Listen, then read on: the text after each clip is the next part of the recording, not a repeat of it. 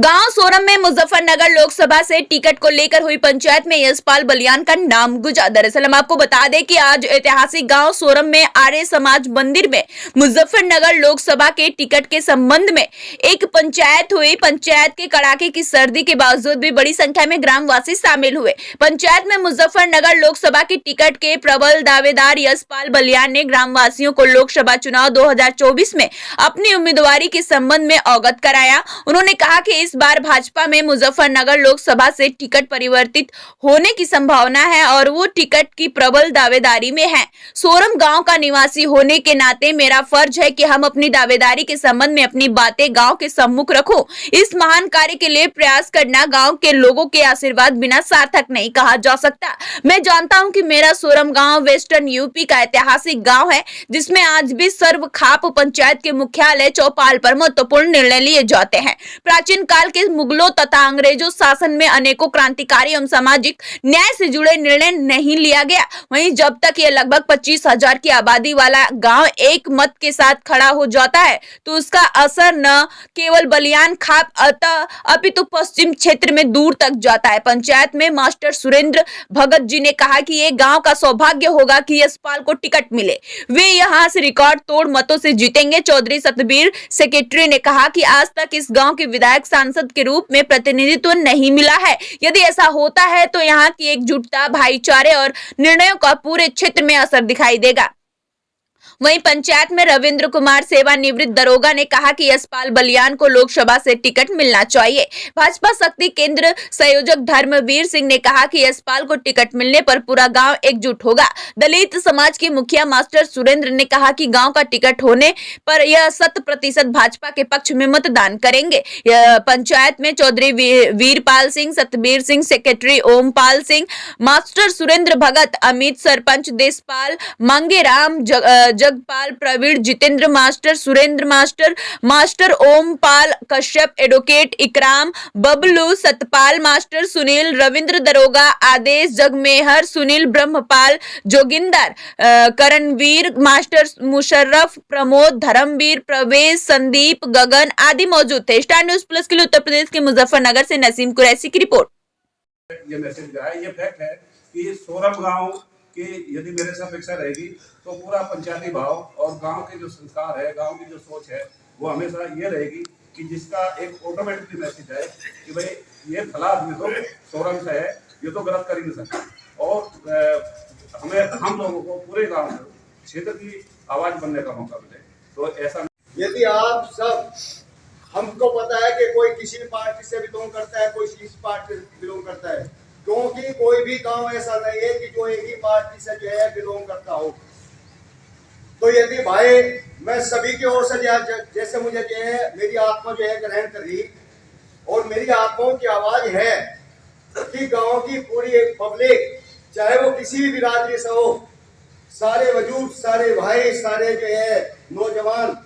यदि आप जो है प्रयास करें अपना और टिकट ले हमें तो सारा गांव के साथ आपके साथ जो है खड़ा उतरेगा। जिला है तो इसके चलते यहाँ टिकट बदले जाने की पूरी संभावना है और उस बदले जाने की स्थिति में आपके गांव का, बल्कि इवन बोल भी दे गया है, मैं भी चूंकि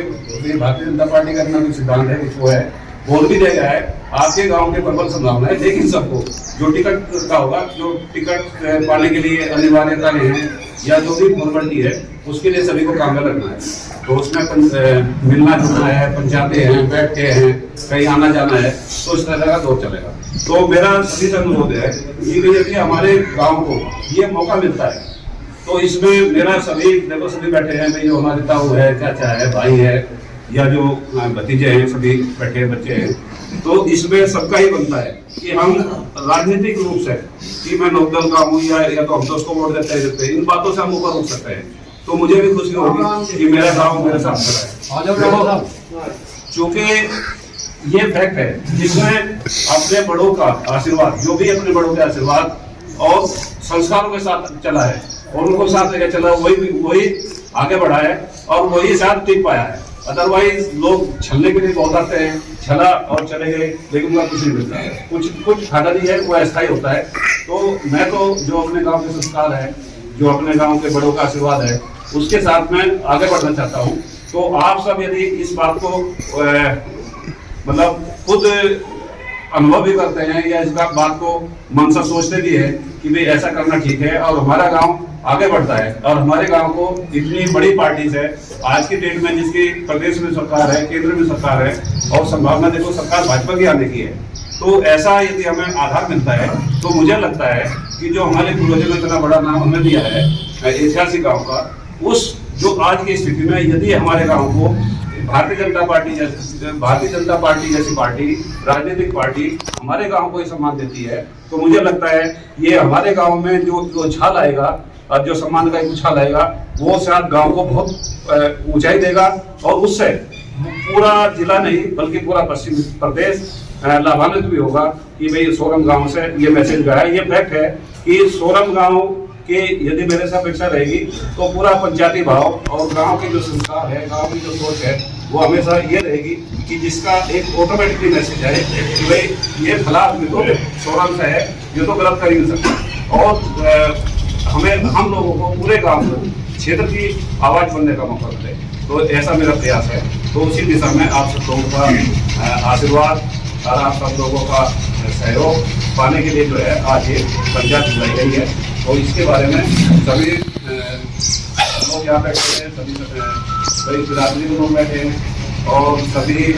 दलों में करने वाले लोग बैठे हैं, और ये फैक्ट है। देखो बहुत सारे ऐसे हैं कि भाई जिस गाँव से कोई कैंडिडेट होता है तो साथ में वहीं रहते हैं, लेकिन उनसे साथ हो तो शायद भारतीय जनता पार्टी जैसी पार्टी में यदि उम्मीदवार नहीं है तो उसका सफर तय करने में शायद व्यक्ति का और उत्साह बढ़ जाता है, और बहुत ज़्यादा अच्छी विजय होगी, अच्छा पार्टी अच्छा परफॉर्म करेगी, मतलब यहाँ अच्छी विजय होगी इस कैंडिडेट की, तो स्वाभाविक रूप से उसको लाभ मिलेगा। तो इन सभी बातों पर चर्चा करते हैं। अब इसमें जो भी है मास्टर सुरेंद्र जी है, सुखबीर सिंह जी है, बबलू भाई है, सभी सम्मानित लोग यहाँ बैठे हुए हैं, और अपने रणवीर जी भी है। तो इसमें जो भी अनुभव है अपनी बातें भी आप थोड़ा कहेंगे तो अच्छा लगेगा।